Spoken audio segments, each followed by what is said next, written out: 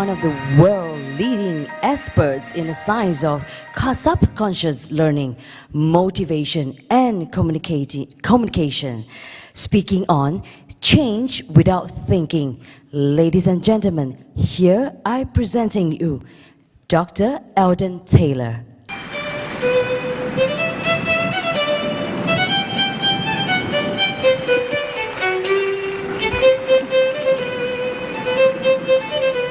Thank you. Thank you very much. I'm very honored to be here today. I have to begin this morning by telling you a little bit about myself and what we're going to do. We have a very large agenda. In order to do that, understand what subliminal communication is, understand how the subconscious mind works, and boy, that one all by itself is an enormous task. Understand how we can empower ourselves and understand how we rob ourselves of power on a daily basis. I'm going to do it this way. We're going to start by building a puzzle. I don't know how many of you like puzzles or ever worked with puzzles, but the most unique one I ever saw, you had to build the puzzle parts. And then you assembled those parts into a larger puzzle. In a sense, that's what we have to do today.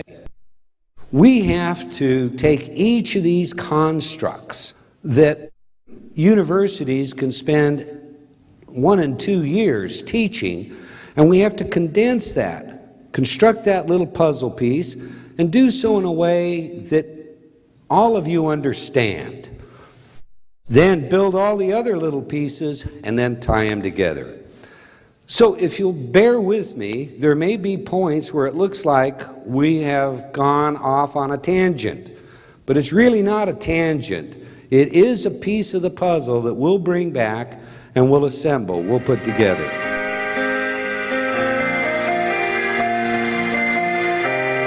"30 years ago, I was still compensating for a lot of things that I'd experienced as a child.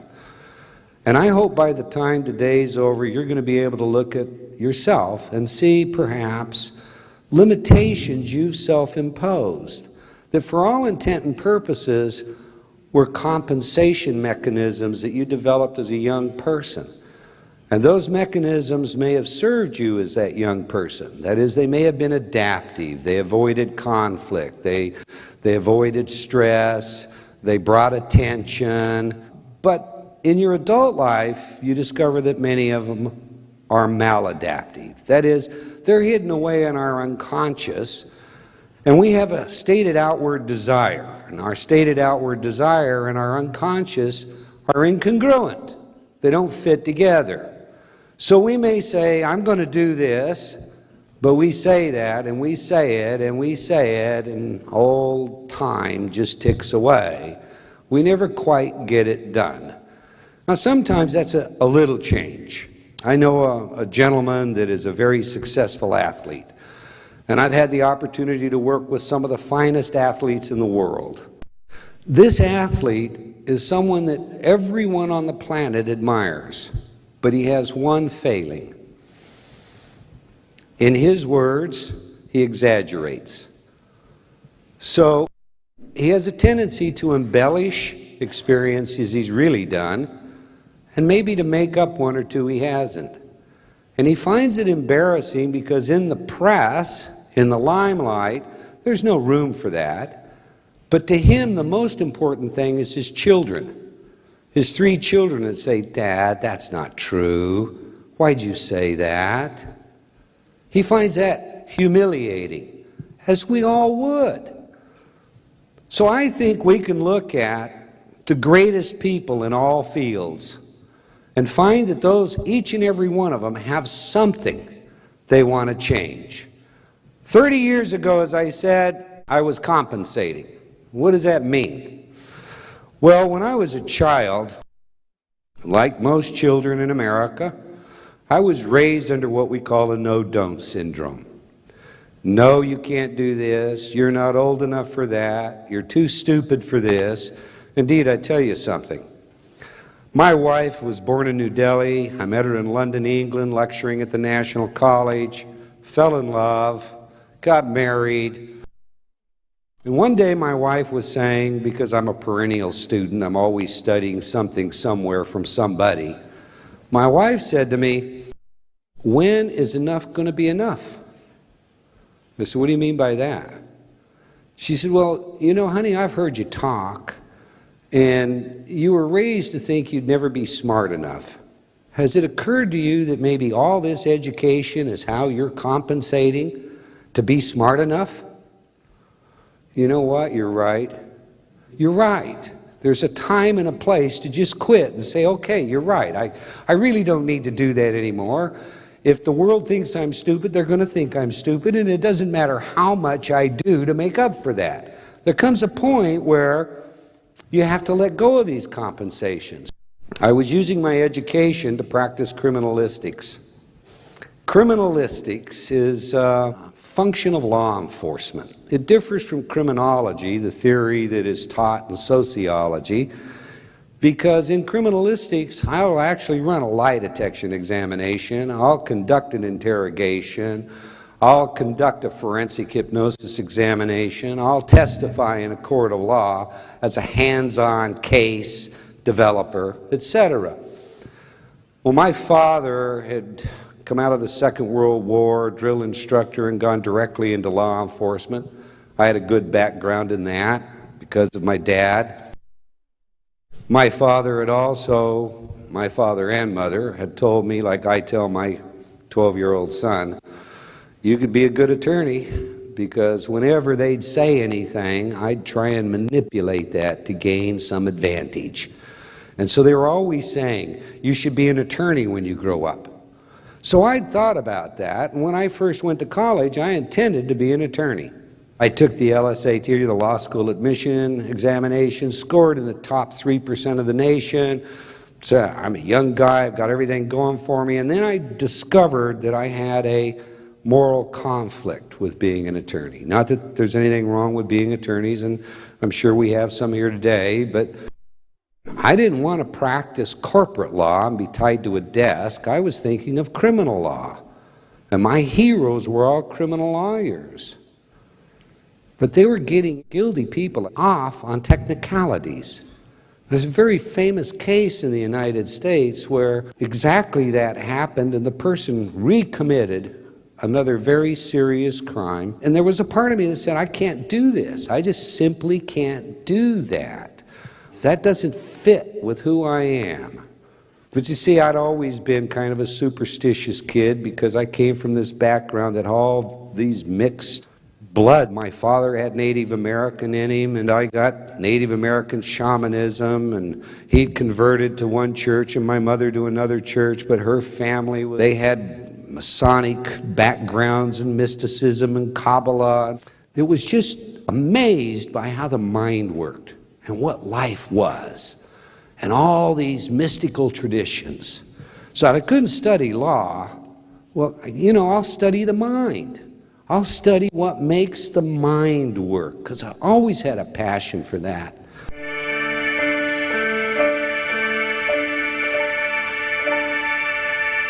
When I was a boy, 17 years old, I was taking a beautiful young lady to a dance, driving I'm going to date myself now, a 1954 Oldsmobile, and I rolled up onto these railroad tracks. And as I did, the car stalled. And like it was a cue in a movie, arms started to come down, bells started to ring, lights started to flash. There was a train coming. I looked down the railroad track, and this train just seemed to be almost on us. And the girl I was with, Connie Despain, said to me, should we get out of the car? And the only thought that was in my mind was, if we try to, we'll get caught and the car will get drug over us. So let me try and start the car. So I said, no, sit still, sit still. And that train hit that car. It turned out, and there was a case out of this, but it turned out that this train had over 100 cars behind it and was doing nearly 100 miles an hour. It hit the car that I was driving on the driver's side. I remember seeing that train, and I remember trying to start that car. And the next memory I have, I'm standing in a field.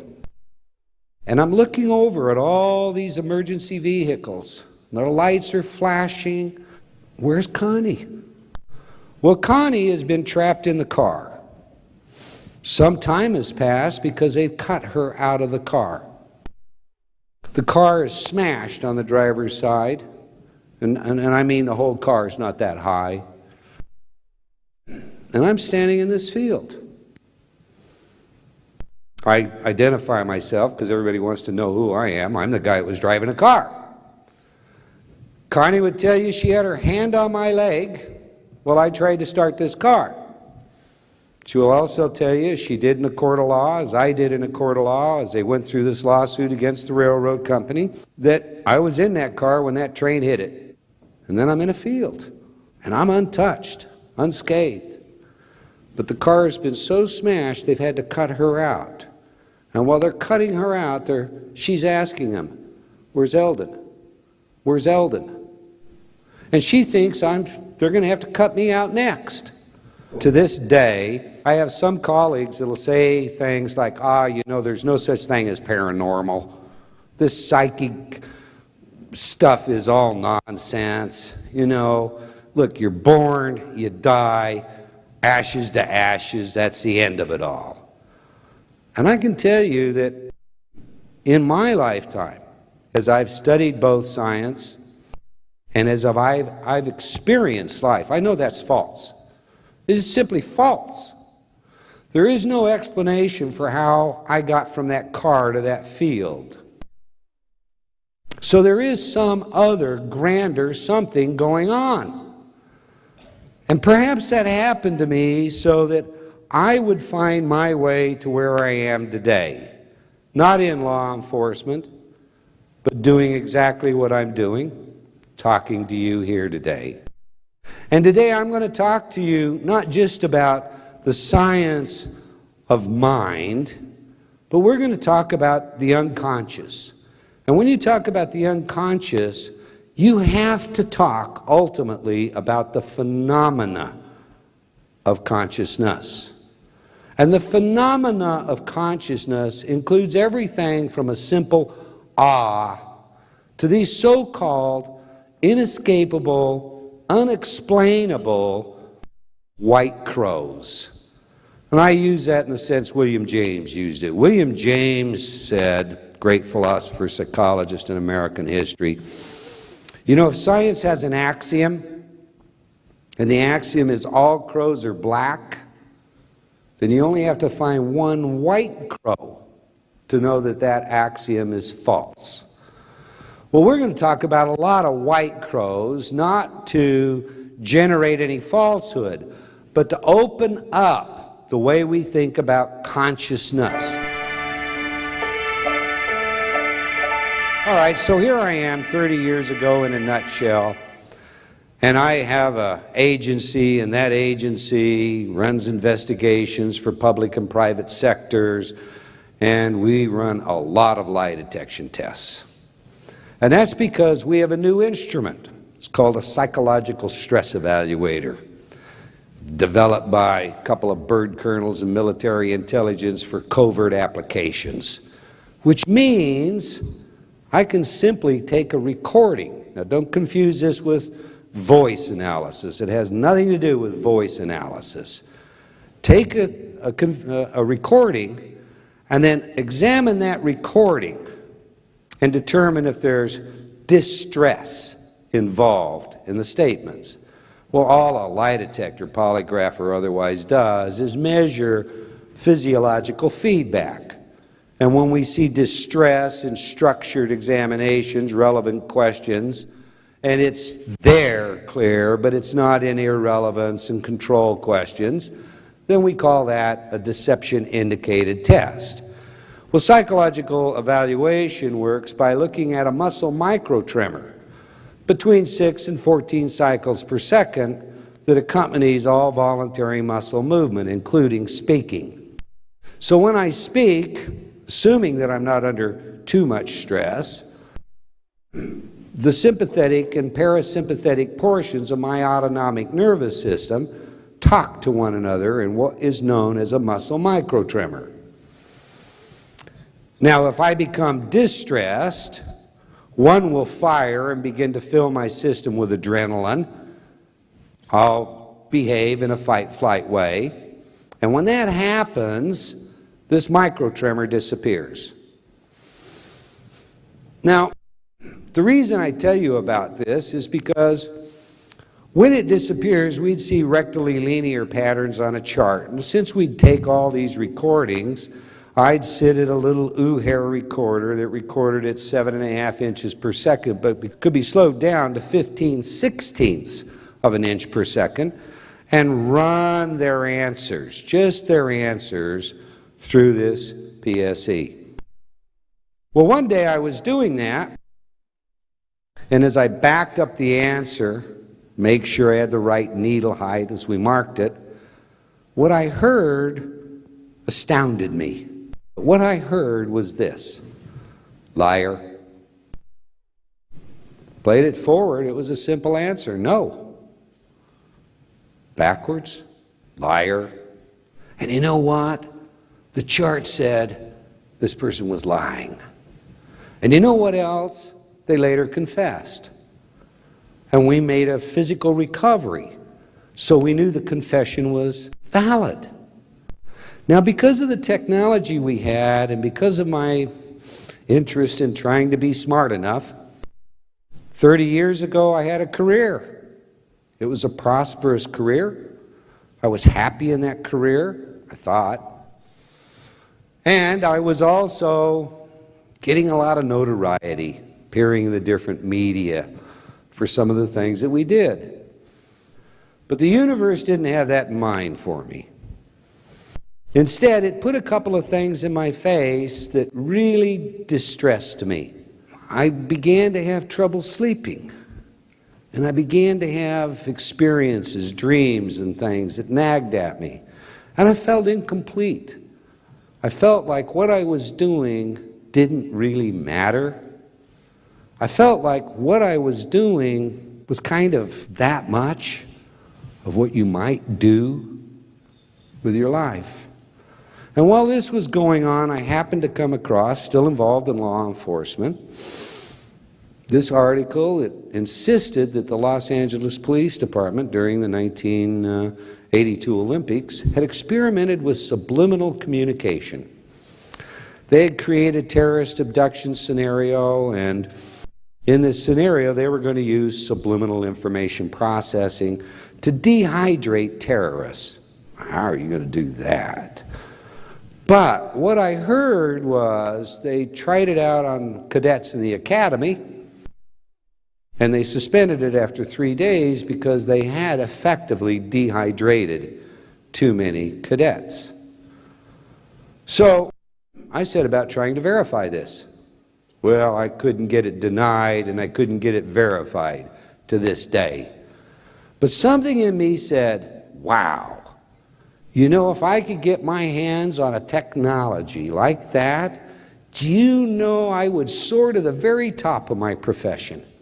And why is that? Well, anyone that runs lie detection tests know that you're going to have a percentage that we call inconclusive. Detectives hate that. Lie detection examiners hate it. Because what it amounts to is you either have somebody that is using countermeasures to manipulate an outcome, or you have someone that is stressed, too stressed for the situation, and their situational stress bleeds into all the questions. So when you're done, you've got stress everywhere. You can't say they're telling you the truth, but you can't say it's deception indicated.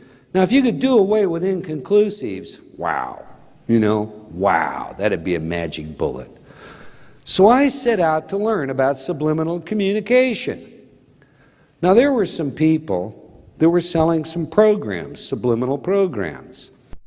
And so the first thing I did was get on the phone and call them. How do you make your subliminal programs? You thought I was asking for the recipe for Coca-Cola. There wasn't anybody that would talk to me about that. It was secret, it was this, it was that. Now, they were making all kinds of claims. And see, in science, if you make a claim, you'd better be able to verify that claim. That's part of science.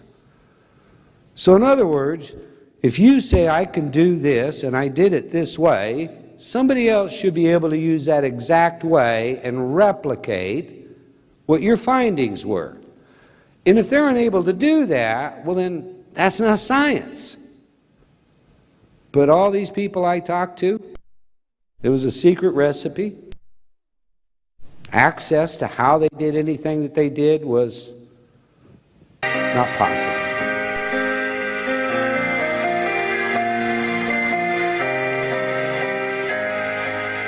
I'm an investigator, so I sent people out to buy everything that was in the marketplace, because there were people making tapes, and they were saying, you know, this subliminal tape will fix everything. Okay, go out there and buy them. Now, this is early in the 80s. This is an industry that is just building, and it's building off of a controversy that we'll talk about in a minute. But I sent them all out, find these tapes. They bought them, they brought them in, and I sent them to audio forensic laboratories in Los Angeles. Anthony Pellicano, the top guy. You know, because what Anthony will do, he'll take them apart and he'll tell me exactly what they did. So much for their Coca-Cola recipe. Well, I got Anthony on the phone not long after that. Eldon, I can't find anything on any of these tapes. Well, what do you mean you can't find anything? Well, there's nothing here. You know, I mean, there's music, there's ocean. There's nothing here. Some of them don't have anything. You know, they're silent subliminals, really silent. That can't be. Okay, if I can't do it that way, off to the University of Utah I go. Now, these are the days that Pascal and Cobalt compilers are the way you run computers, and you have Mosaic, and so you have a librarian that does all that stuff, you know? You don't go in and sit down like you do today and just access the internet and navigate anywhere you want and not worry about getting lost, not worry about not getting home. I mean, my son, who is a savant with computers at 12 years of age, can't even understand what I try to explain to him when I tell him about Mosaic. I guess that makes me a dinosaur. I go to the librarian and I say, get me everything you can get me on subliminal information processing. I want to see all the research, all the data. You know, so go out there, search the term, and come back with an abstract, and then I can decide what papers I want. She does. It's very good. In those days, you paid for it. Well, it was a lot of money. So I start digging through these abstracts, and then from the abstracts getting the full papers. I can't find any literature on subliminal research that supports audio application. There is a lot of research on visual, but none on audio. There's no research. There are people selling tapes. They can't find any messages on them. I mean, this is all wrong. But there was a part of me that wouldn't allow myself to just quit there.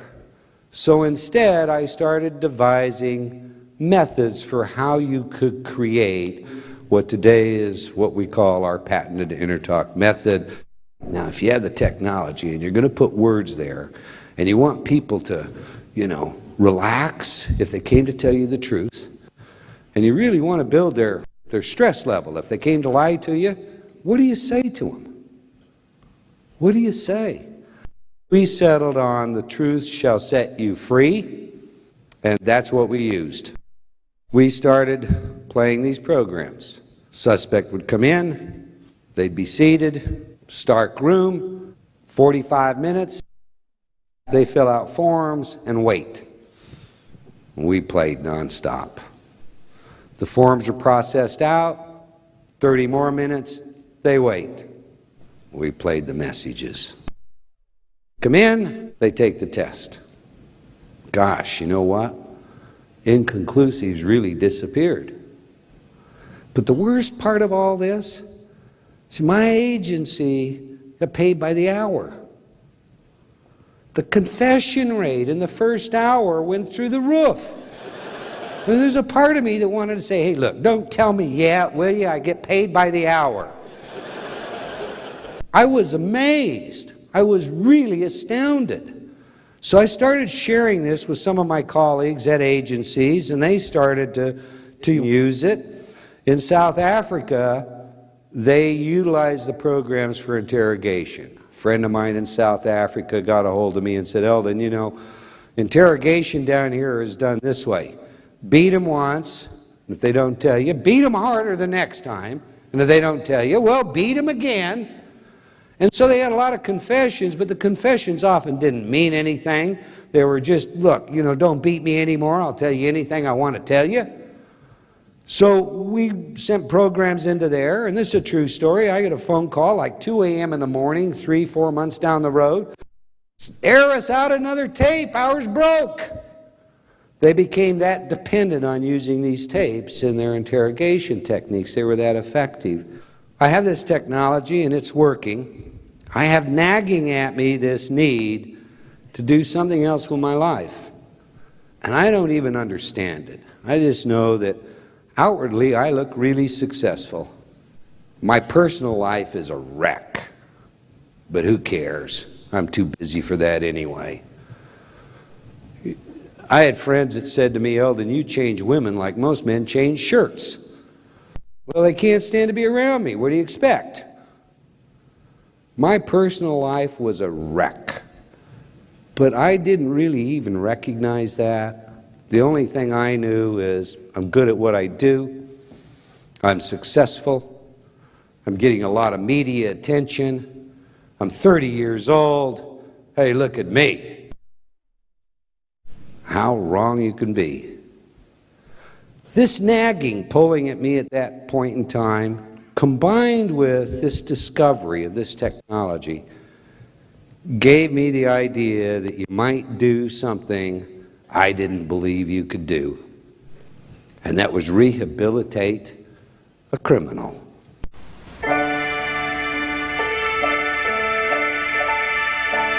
The warden at the prison was then a social worker, a good friend of mine, Lee Liston. He said, you know, if this can work, we should do it this way. Let's use the 288 facility, which is a youth offender facility. These aren't youth offenders. They're under 25 years of age. And in America, before they ever get to prison, they've committed at least 3 times. Let's go there. Let's run our study. So I enlisted another friend, a stat psych guy. This guy did things with statistics when he was in college that most of us looked at and said, yeah, that's really powerful, Charlie. You don't want to hear about it, though, and ran away from. He just loved numbers. We went out to the prison system. Well, let's try to lower hostility and aggression and see if we can't do something to interrupt the recidivity rate, the rate at which these people recommit crimes. How would you do that? I had a technology, but again, I was stuck with what are we going to say to these guys? So we go out to the prison and we run what's known as the Minnesota Multiphasic Personality Inventory. Most extensive psychometric instrument you can run.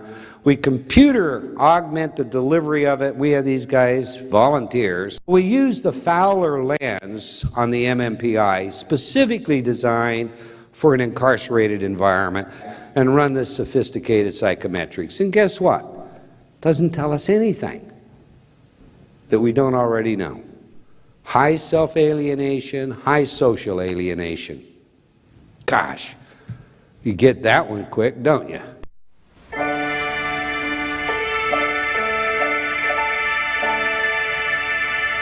I have 2 problems.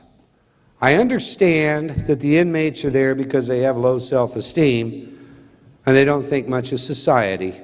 But you know, what am I going to say to them? I have no clue what I'm going to do there either. As we go back to the drawing board and we take a look at what and how the mind works. In order to understand the process we're going through today, we're going to have to convolute some models. In order to convolute a model, we're going to have to think entirely differently than we have ever thought in our lives. The popular definition everybody uses today about insanity is doing the same thing over and over again and somehow expecting a different outcome. In order to change, you will have to give up something that you're doing. Uncommon sense says, I'm going to look at the same thing I've looked at every day, and I'm going to look at it differently. Einstein said genius is the act of seeing the obvious, but seeing it differently. The picture that we're going to look at is of these 5 stars. And I want you to connect those stars using 4 straight lines and never lift them from the paper. 4 straight lines without ever lifting your pencil from the paper. However you do it, connect all 9 stars.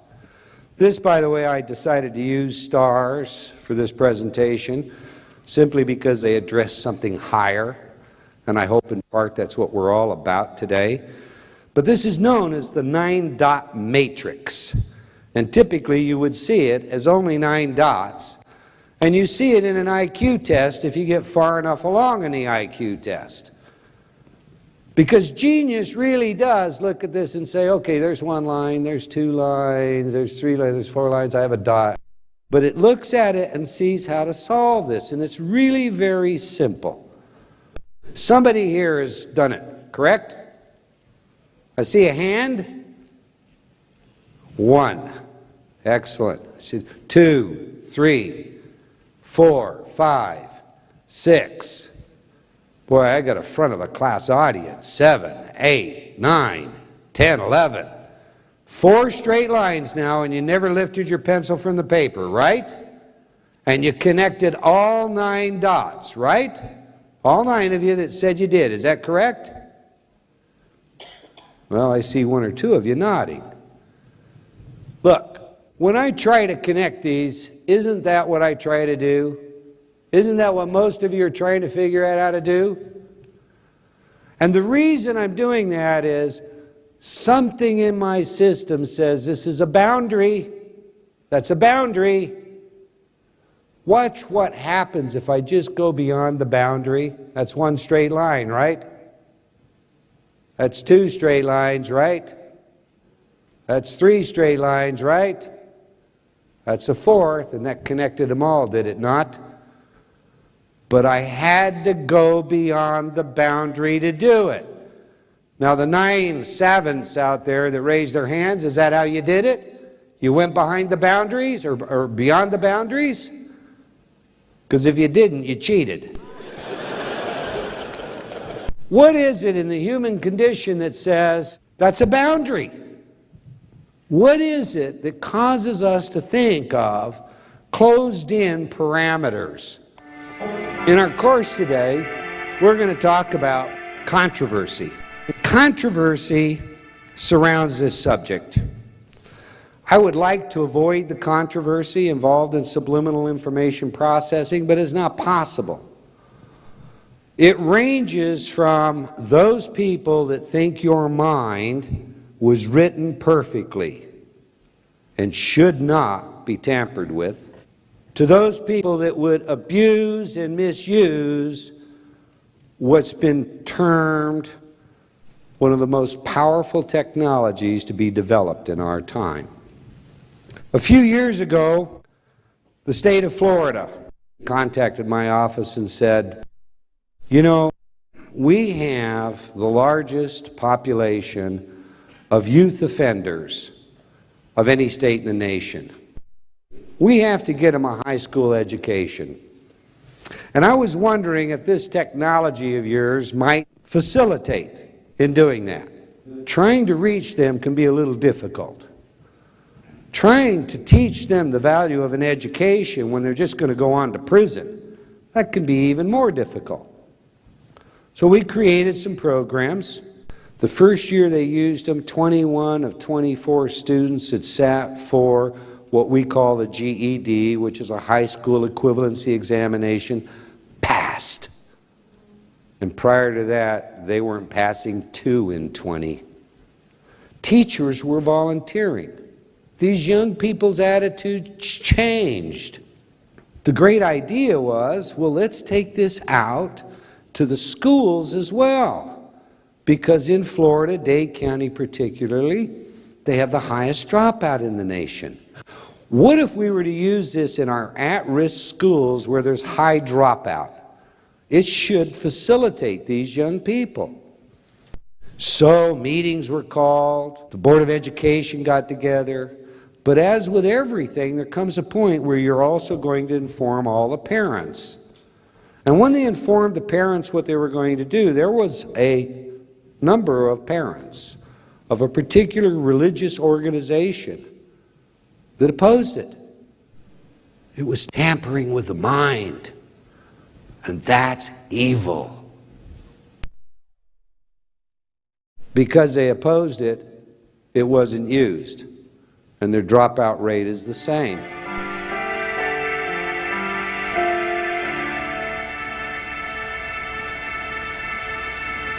It's unavoidable to talk about subliminal information processing without dealing with controversy. This controversy really began with two people known as James Vickery and Vance Packard. Vickery is famous for flashing Coca-Cola and popcorn on Kim Novak's face during the showing of the movie Picnic. Have you all heard about that? Subliminal messages used to sell Coca-Cola and popcorn, used to increase concession sales. He was a New Jersey theater owner, and he announced to the world that for the first time, subliminals had been used in advertising to increase sales. He also owned a business, Precon Processing, and that business built a machine that worked like a tachytoscope that would flash these messages onto the screen. And his business, in addition to the theater, was to sell these machines from Precon Processing. All right. There was a great outcry by the public. And in 1984, the year of George Orwell, Congress had hearings. The public was so outraged that Congress was intent on getting to the bottom of subliminal processing so that it was not abused. James Vickery was called. All of America, he had become a villain. And Congress interrogated him. And in front of Congress, he denied ever doing it. You will read what we call cult science, where someone says Vickery sold popcorn and Coca-Cola. And you'll read elsewhere when someone says that never happened. The fact is, we really don't know. All we know is it caused an outrage. Now, we do know that he had the ability to do it because he had a patent on the machine. My own suspicion is there's not too much doubt, but if you can understand with that kind of pressure why he'd say, I never really did that. But with this controversy all over the world, particularly the Western world at the time, along comes Vance Packard, and he writes a very famous book called The Hidden Persuaders. It's an overnight sensation, and it spends and is dedicated in large to the covert manipulation in a lot of ways, including subliminal communication. Covert manipulation of the public by those that would sell you something, whether it was a belief or a product. Well, I was aware of all this controversy, obviously, when I first came into the field, and to a degree, I was also bemused by these manufacturers with their Coca-Cola secrets. I was cynical, I will admit that, about almost everything I read at the time having anything to do with subliminal information processing. But now I'm going to jump forward a bit so we can finish this piece of our puzzle and begin another one.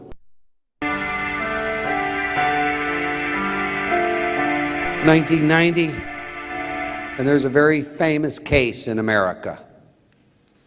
There's an English heavy metal group called Judas Priest. They've done a recording. Purportedly, this recording contains subliminal messages.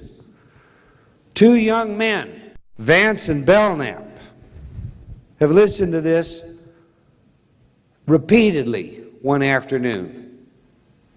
Well, they had a couple of beers, and actually they consumed the equivalent of 3.5 beers apiece. Be precise on that. They took their father's shotgun, they went down to the schoolyard, put the shotgun underneath their head. Belknap pulled the trigger, boom, one dead. Vance, who survived because he failed to brace the shotgun, later told us he didn't want to do it, but he felt like he had to do it. Belknap had done it. He puts the shotgun up, boom, takes off the front of his face. Took him 4 years to die. Many surgeries in the process trying to save him. The parents bring a wrongful death action against Judas Priest and CBS Records. Judas Priest,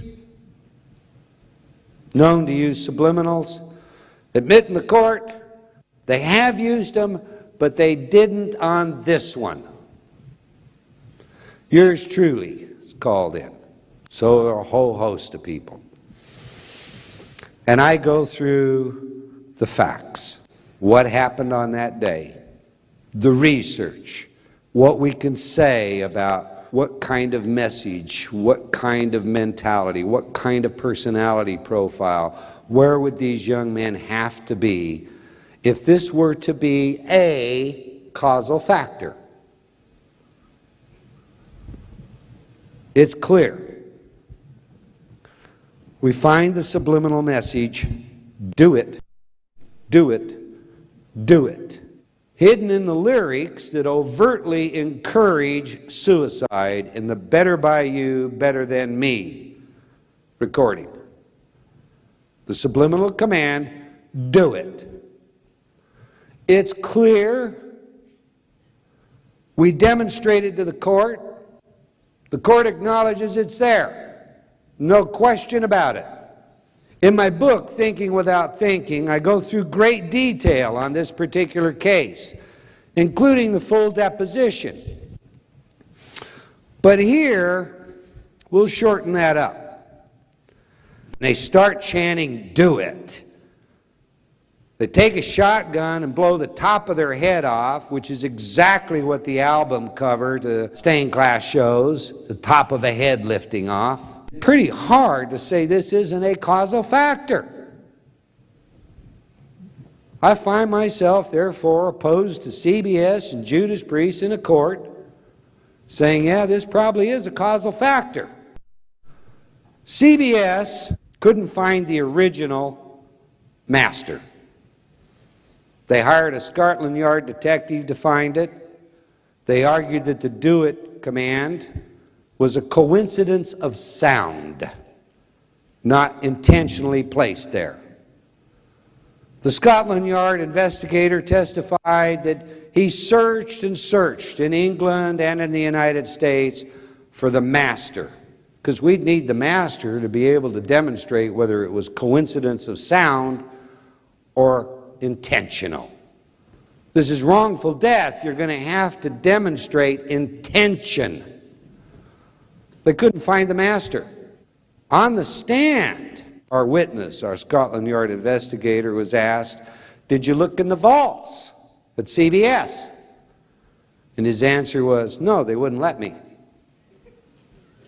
CBS was fined so many times in this case by the judge for impeding the discovery process, for manipulating the media, the press, etc. and so forth, that it really just became kind of comical if it wasn't so sad. But the fines under Nevada law were like $40,000. Well, fining them $40,000 is, you know, you want 4 pennies to me. But the outcome at law was the subliminal message existed, but there was insufficient evidence to demonstrate that it could influence behavior significantly enough to cause two young men to go out and shoot themselves. When I gave deposition and hearing at the trial, I was asked, is this a causal factor? And in my opinion, yes. But I was asked so many times, well, okay, it's a causal factor. How big a causal factor? Is it 50% of the reason? I can't answer that. Is it 10% of the reason? How? I can't answer that.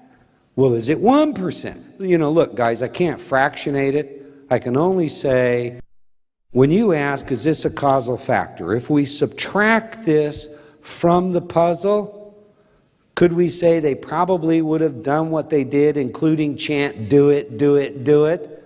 Not likely, but I can't tell you what percentage. That became very significant.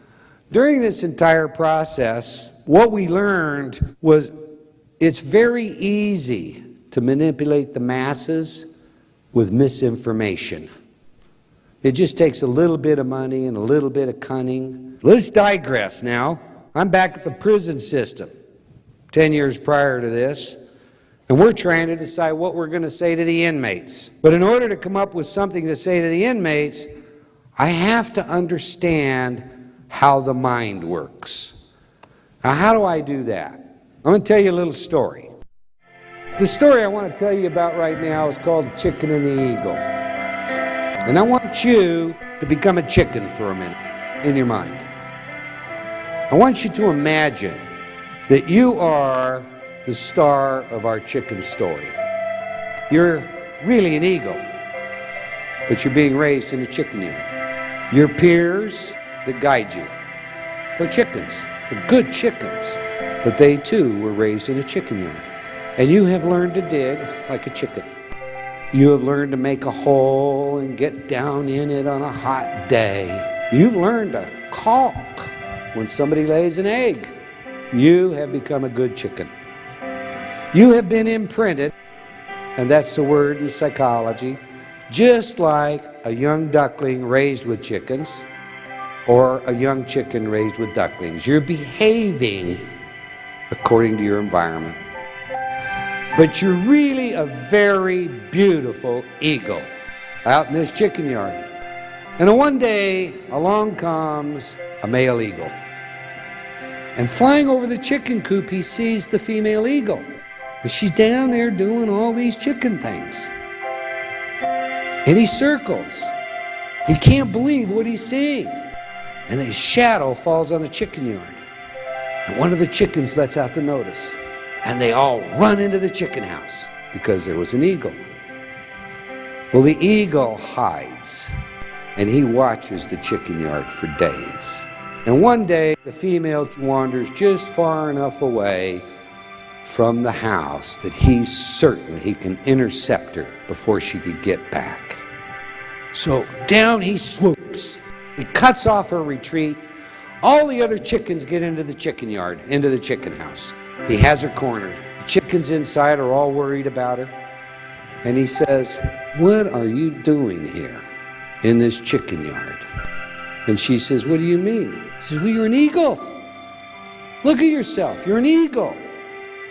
You're not a chicken." "Really?" she says, thinking, what's this eagle got up his sleeve? What's he going to do to me? And the eagle says, "Look, as an eagle, you can soar. You can fly higher. You are dominion of the sky. As an eagle, you don't belong in a chicken yard digging. You belong high above all of nature, accepting the wind, feeling it lift you, diving and feeling raise." This just frightens the female eagle. But she's cunning. She is cunning. So she says to the male eagle, "Well, if I'm really an eagle, then you're not going to do me any harm, are you?" "Of course not, he answers. I'm not here to hurt you. I'm here to help you. Well, if that's the instance, then you'll get out of my way. You won't block me if I wanted to leave, will you? No, I'm not going to hurt you. Look, I'll step over here. And as he steps, she runs to the chicken house. Safe inside the chicken house, she tells all her chicken friends how she outsmarted the eagle. And they all, wow, good job. Now, if you think about that story for a minute, and you think about yourself, were you raised with any of the same thing I was raised with? The negative scripting, the chicken yard beliefs. You're not smart enough. You're not old enough. You're not good looking enough. You're too stupid. You don't try hard enough. That's not good. This is evil. That's bad. You do understand then that if you have chicken yard beliefs, those beliefs can block you from realizing what you might want in life and what you're entitled to, your highest best.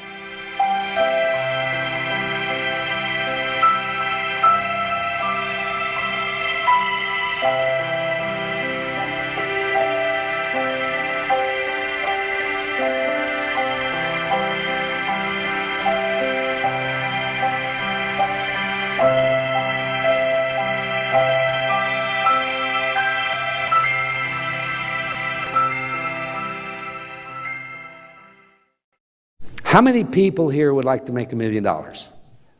Raise your hand.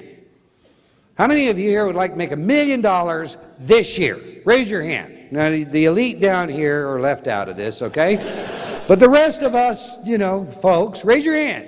Want to make $1 million this year? Okay, here's what I want you to do. I want you to say to yourself, and say it seriously, meaningfully, okay? I'm going to make $1 million this year. Say it to yourself. Say it sincerely. I mean, really say it to where you believe it. Say, I'm going to make $1 million this year. Do it. Is any of you getting back talk like, yeah, what are you going to do, rob a bank? How many of you here believe that you really could do that this year? If you really believed you could, you probably would. If Bill Gates is in this room, do you think he's going to say, oh, I wonder if I really can make $1 million? Million? Heck, he's going to say, that doesn't take care of my butler. Got to be a lot more than that. If we think then about our chicken yard story and we tie it to something I call the 4 faces of self, which is really developing from Singer's work. If each of us look at ourselves, there's an actual self. Think about that. You have an actual self. That's who you really are. In your privacy, wherever that might be, that's who you are. You know yourself. You know what you're afraid of. You know what you want to avoid. You know what you seek to have fun with. You know your mistakes. You know the things that you believe you've done right that make you feel good. That's your actual self. In part, because some of yourself is hidden from you. And I hope you'll learn that today. But that's how you see yourself today, your actual self. Now understand that actual self is not your ideal self. You have an ideal self. You started developing an ideal self when you were very young. For me, a father decorated in the Second World War, cop, carried a gun. You know, I see him, he's got a uniform and a big gun on. It intimidates me. My ideal self, I want to be like that. John Wayne. 2 6-guns, back of a horse. And I began to rehearse these images as a child. And there isn't a person here that as a child didn't rehearse something. They began to rehearse a life script and create an ideal self. And some of that is perpetuated to this day. I don't want to be John Wayne. But some of that still exists in me. And it exists in everybody here. But the practice of rehearsing our ideal self That is definitely still continued. You know, you can see that evidenced. I'm a little self-disclosure here. I was a boy, I guess I would have been 13. And in America, we have junior high schools. So at 13, you go into the 7th grade. But there are also 15 and 16-year-olds in that school. And forgive me, some of these 15, 16-year-old girls were pretty developed. And at that age, testosterone is just being bathed onto me like it is every young adolescent. And I'm coming out of the gymnasium. We'd had a basketball practice. And there is one of these older girls, and she's leaning on the school, and she's talking to a fellow. And she is, you know, for 13, it's wow. And I must have gone by her just fixed. Because she says to me, "See something you like?" Oh. A hole devastated me. I went home and I rehearsed. Now, John Wayne wouldn't do that. What would John Wayne do? I finally found the line. If that ever happened to me again, I'd get him. I don't know. Can't see enough to tell.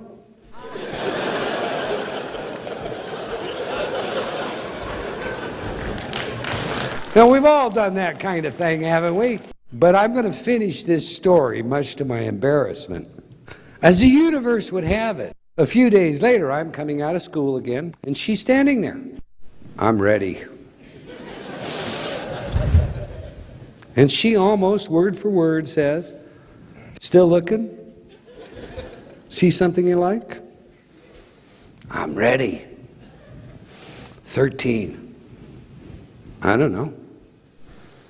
Can't see enough to tell. Well, come here, honey, and take a look.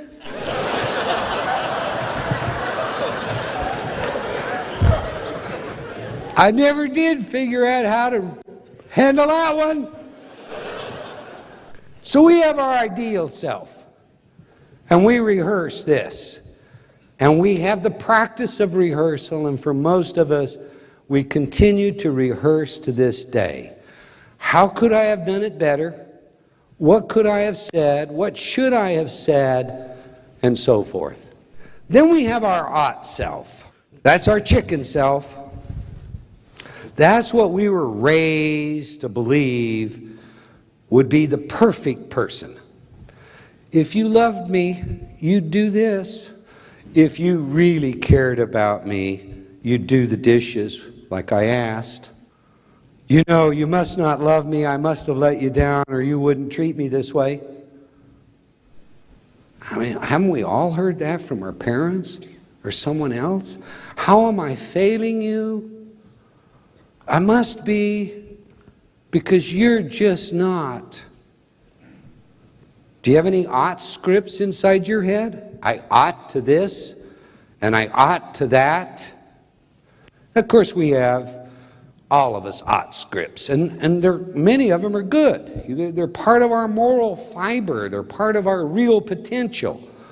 But then we also have a lot of ought scripts that have nothing to do with anything except codependence. And what is codependence? Well, a codependent relationship is not a love relationship. It's a tacit agreement. It's a document that's unwritten that says, I will do this for you if you do this for me. And it works this way. How could you have loved me and done that? Have you ever heard that? If you really respected me, you would behave this way. Have you ever heard that? Or some derivation thereof? Those are codependent scripts. They are chicken yard scripts. Not that they're all bad, but some of them are designed to create a behavior, a boundary, like our 9 stars that I'm going to think within. And then we have our desired self. Now, what is our desired self? Well, you know, golly, that's who we really want to be. We want part of the ought. It's the good, the best of it. It's that ought that originates from the inside out. I'm glad I did not decide to practice law, because if I'd ever defended someone that had been guilty, got them off on a technicality, and they had recommitted, done the same, I would have that karma. I would be unable to sleep. I would bear that responsibility. That's an ought script I like. I'll keep that one. I want that one. But there are ought scripts I don't want. So the desired includes some of the ought. It includes some of the ideal. Gosh, who today doesn't at least want to be affable enough to have friends? We all want friends. It's part of the nature of our breed. The human condition needs to be loved. It needs to be accepted.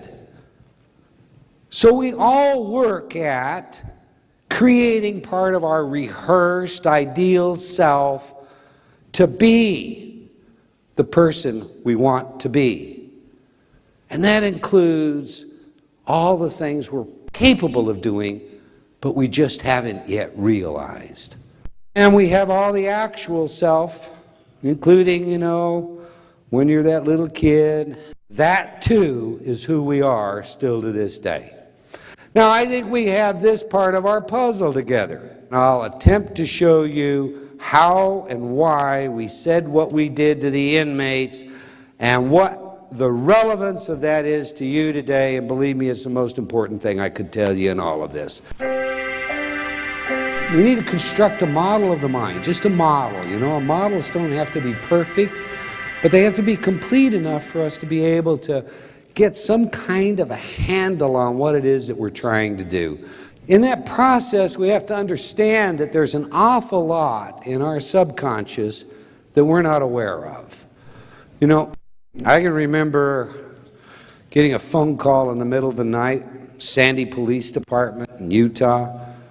They had an armed robbery. It was one of my clients, Consolidated Theaters, and they owned all the big multi-screens and little popcorn theaters, and they paid me every month whether I did anything, just $5,000 a month as a retainer, So I get this phone call, and they've had this armed robbery, and it's their take on a Saturday night, and down to Sandy City I go. Well, the manager of this theater, prior to going to work for the theater, worked for Hertz Rent-A-Car. And so he knew automobiles very well. But when we asked him about this armed robbery, the only thing he could say is, well, I pulled into the night deposit.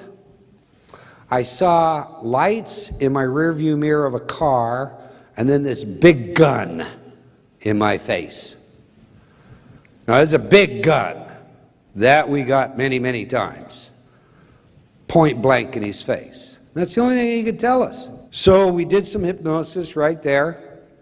See if there wasn't something else that we could uncover, and that's what forensic hypnosis is. And under hypnosis, he was a gun-avid fellow. He told us it was a .357 Magnum, square barrel, silver chamber, identified the weapon, told us the make and the model of the automobile he'd seen in the rearview mirror, because we stilled that in his mind. He even gave us a partial plate as that vehicle rolled away. It's still early in the morning, maybe 3 or 4 a.m. This crime has gone down at 1:30, 1:45. We have the suspects and we have the money.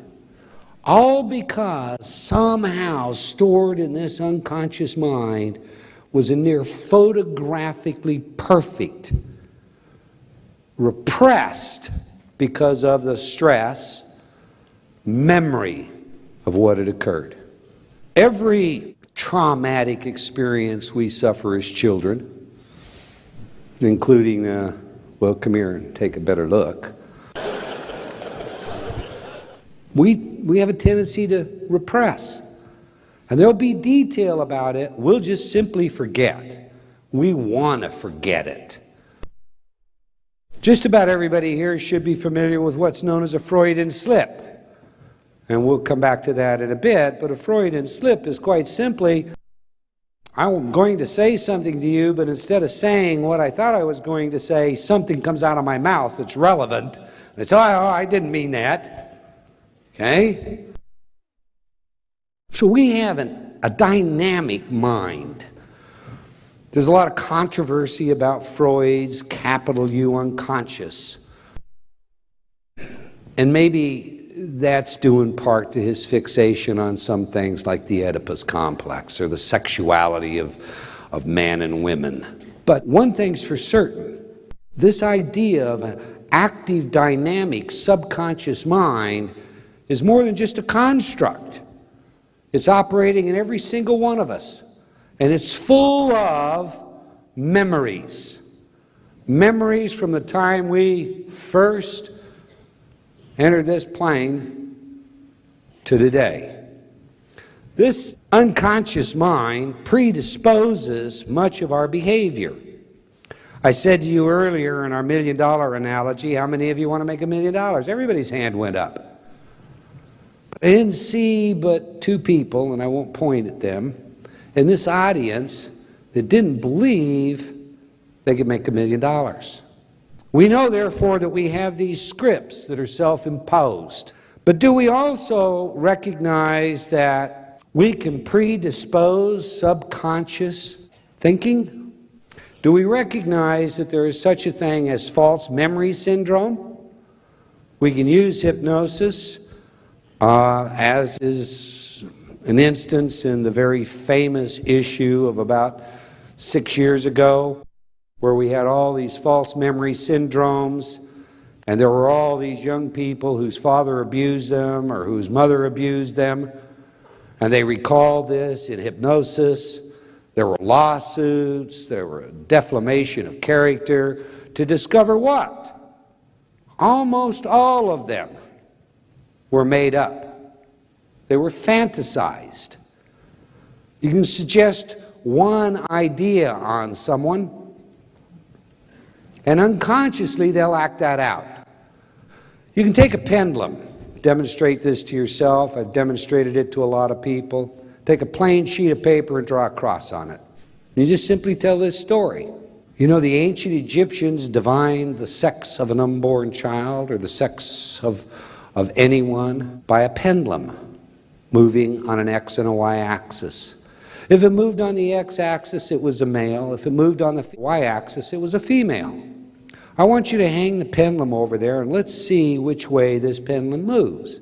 Oh, by the way, if it circles, that means, you know, you're uncertain of your own sexuality.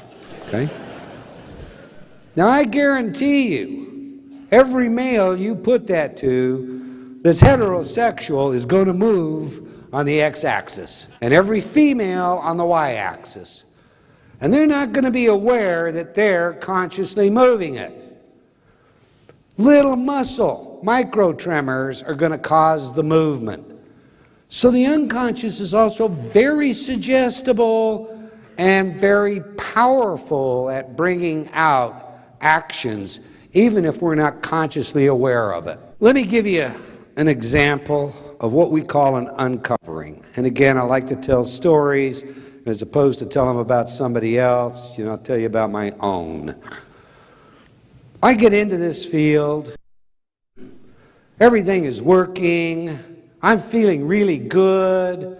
We're starting to help people. I'm thinking, I'm going to change careers. I'm going to sell this criminology practice. And I get a phone call from a friend of mine at the University of Utah, William Guillory. He's chair of the chemistry department, Sorbonne Fellow, Director of the Honors Department, today Professor Emeritus. Brilliant man. And the phone call says, Eldon, wonder if you'd do me a favor. I'm really excited about a lot of your work. Would you share that with my honors class? Honors class. 25, 30 guys, students, kind of sit down informal. Yeah, I can handle that. Not a problem. Sure, Bill, I'll do that. Where are you meeting? Kingsbury Hall. Kingsbury Hall. Why Kingsbury Hall? That's a huge hall, as large as this hall. Larger. Oh, the Black Chemists of America are going to be here. And I'm president of Black Chemists of America. So I'd like them all to attend. Now, I've already told him I'll do it. But I can tell you right now, there's no part of me that believed I was really going to do that. 800 of the brightest people on the planet. Oh, I can't do that. I drove there that day, but I didn't get out of the car. Sat in the parking lot for a bit. Aha! I'll tell him I had a flat tire. I sped away. You know, the number one fear in America is public speaking, and I didn't even know I had one at that point in time, but I was petrified. I don't know of what, something. Maybe my zipper wouldn't be, I don't know, I thought about that, and I could not get myself to tell Bill, a good friend, the truth. Sorry, Bill, flat tire, spare was flat, just couldn't make it. I'm really sorry I let you down. Well, as the universe does things, if you don't get it right the first time, they give you a substitute teacher, and she's always worse. I have a client, Hollywood personality, terrified of performing. Can we create a program to help her? I'm living in Salt Lake City at the time. It's January. In January there, they get hot air inversions because of the Great Salt Lake. Just gets black and sooty, and you can't see the sky for a month.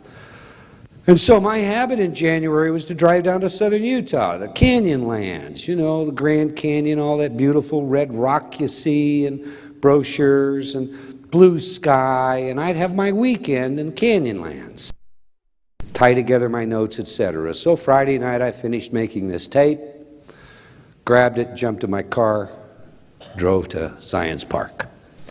Got to Zion's, went to the cabin. It's late at night. I'd better check this out before I ship it off. So I put the tape in. I'm going to play the tape, write a few things, look over some notes. I'll just kind of lean back, supine position on the bed, which I do, only I fall asleep. And the tape's playing. And it has these messages. And all of a sudden, I have a dream. Only the dream is a real-life revivification.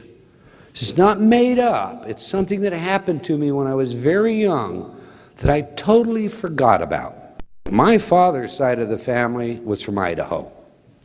And they were very, what we call, blue-collar. They were lumberjacks and policemen and firemen and hard-working, everyday people. And my mother's side of the family, well, that was the DuPonts and the Wickles. They were business people, lawyers, judges, and they didn't get along, these two sides of the family. My dad from Idaho, my mother from Wyoming, they moved to Utah, kind of keep the families apart. But we have a family reunion. I'm 6 years old.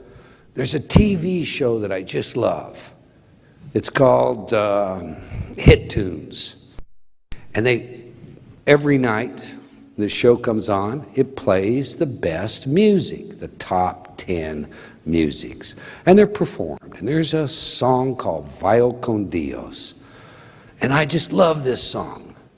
And I learn all the words to this song, because at 6 years old, I know I'm going to be a singer.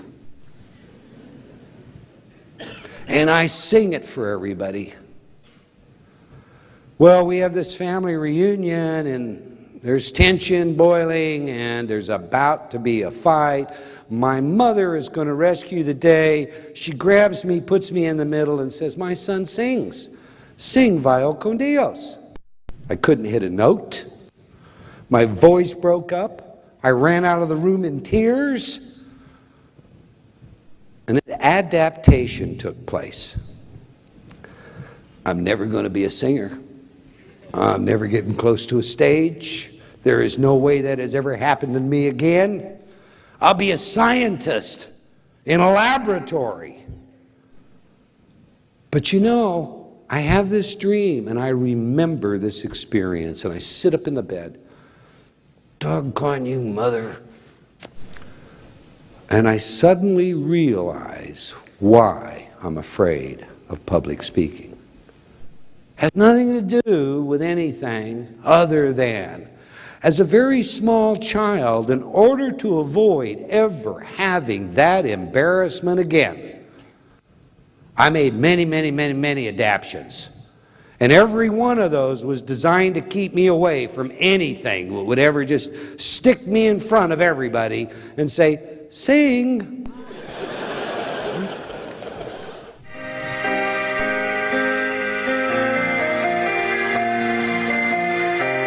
I can today say thanks, Mom, and thanks to this entertainer. Because what happened is the messages on that program had a workshop with my subconscious, and I had an uncovering.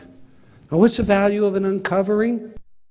When you're a child, you have a bad evening, and you're looking in your room, you're scared, and you see this silhouette over in the corner, and you know that's the boogeyman, whatever you call him. And you call out, and Dad or Mom come in and they throw the light on. And it's the way you put your pants on the door, where you suddenly know what it is. And they turn off the light. It's the same thing, but I know what it is, and it no longer has power on me. But if I don't know what it is, if I haven't made that uncovering, it's got a lot of power. One of the things that we therefore have to understand is that we not only have all this material in our subconscious, but this material is designed by its nature to hide itself from us.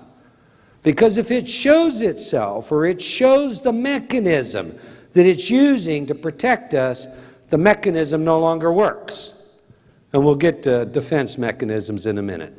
It's possible that, like fleas in a circus, trained under a glass dome, or an elephant as a baby tethered with a huge chain, we reach the edge of the chain, and after we've fallen down sufficiently, no longer pull on that chain. And then as an adult elephant, you can tether me with a shoestring. I'm not going to pull on it because my experience taught me I can't go anywhere. We have self-imposed limitations, each and every one of us. These limitations create expectations. And as you'll see, our expectations have a whole lot to do with how we view the world, how we view health, wellness, success, or our potential as a species or an individual. There's a story, again, I like to tell about expectations, because it helps us understand that everything that we may expect is not necessarily what it should be or what's a good outcome. There's a marvelous country western song. A young man, he's in love with his high school cheerleader, but she'll have nothing to do with him, and gosh, you know, he ends off going out and marrying someone else, but that someone else is just perfect. And then he goes to a reunion, and there he sees this childhood love. And the lyrics to this song I'll never forget. Thank God for unanswered prayers, because he has prayed to God that she would love him. And now he sees her, and she's hostile and bitter, and 20 years have passed, and it's thank God for unanswered prayers. A lot is just perspective. Well, the story goes this way. Civil War days, United States of America, North versus South. The Northern Army is marching, and they're subscripting every able-bodied man into the Army to fight. And the word is that they're coming, and they're also buying horses and those things that are necessary for the Army. Well, there's a farmer and his boy is of the age to be subscripted, and the farmer is naturally worried about it. He depends on his boy to plow the fields and do the work. He's gotten a little too old to do it. And one day his boy is out plowing, and their mule jumps into the air, bolts, and runs away. Well, without that mule, can't plow, can't farm. And the whole town turns out. Such bad luck. Such bad luck. And the farmer says, good luck, bad luck, who knows? Well, they left the gates open on the corral, hoping that this mule would come back. And the next morning when they get up, instead of a mule, it's a whole herd of wild horses that have gone in to get the feed they laid out. So they run out and they throw the gates closed. Whole herd of horses with an army marching, the whole town. Such good luck. Good luck. And the farmer, good luck, bad luck, who knows? The next day, his son goes out to break these horses. First horse he gets on, son fishes, goes over backwards, breaks his leg. And the whole town, what bad luck. What bad luck.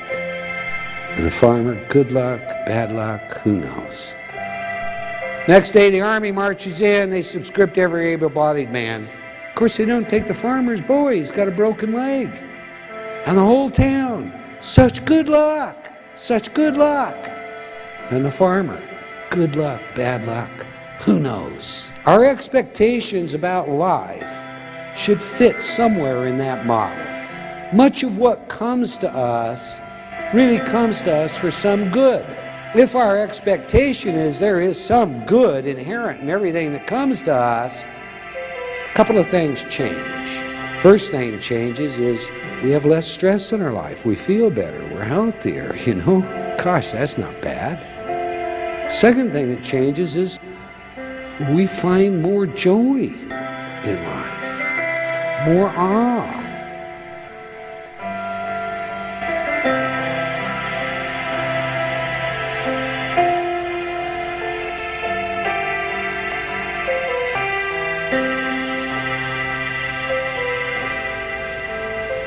William James coined the word pragmatist, and I think I'm first, last, and always a pragmatist. And this man impacted me so much, my youngest son's name is William James. A pragmatist is one that says, if it works, use it. If it doesn't, don't. So I've made my career changes now, and I'm going along, and I'm telling people, good luck, bad luck, who knows? You know, meet life with gratitude. And I'm pulling into my offices one day in my new Cadillac Eldorado. And this car comes zipping out, just backing at like 50 miles an hour out of a video store that's in the complex where my offices are. Boom, right into my car. Start to snarl. I said, no, wait a minute. Everything comes to you for some good reason. Just remember that. So I developed an attitude right then and there. I can't wait to see what good comes from this. Got out of the car, and this man jumps out of the car. You hid behind me? You did that on purpose? You were waiting for me to hit your car? I'm going, what? What, is he crazy? Look at this, is a brand new car. What are you driving, that old junker? What are you talking about? You know, I don't say any of that. I'm just standing there. You know, I can't believe this guy's saying all that.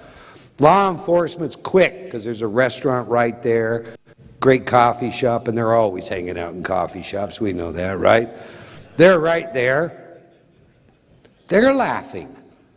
I'm doing everything I can do not to laugh at this man because he is really distressed that he has smashed into my car broadside. I drove away. My car was fixed. I thought about that. You know, what did I get out of this? Well, at least I got this. I felt better. I didn't get all stressed out. I met this person in a whole different space. I didn't get angry and start yelling back at him. It didn't get violent or anything. I felt sorry for this man who had just smashed into my brand new car. That's probably a little more healthy, isn't it? Than getting angry, flooding my system with adrenaline and cortisol and other neurochemicals that we'll talk about in a bit. Good luck, bad luck, who knows? Our expectations should fit there. But do they? Well, for most of us, no. And there are lots of modalities that we recognize that we would like to use to change that. Some work, and some don't. I've listed just a few up there: autogenic training, affirmation, hypnosis, neurolinguistic programming, visualization, muscle testing, etc. Muscle testing is a big thing right now in Europe and in the United States. Muscle testing, you hold your arm out, and is this good for you? Is this bad for you? It's all. But remember, the subconscious can predispose those answers. So there becomes a question about, well, now I'm not saying it doesn't work, but I know how that mind works. So, am I going to use that to uncover some strategy in my subconscious that is self-defeating? Probably not, because my subconscious is smarter than I am. It's that simple.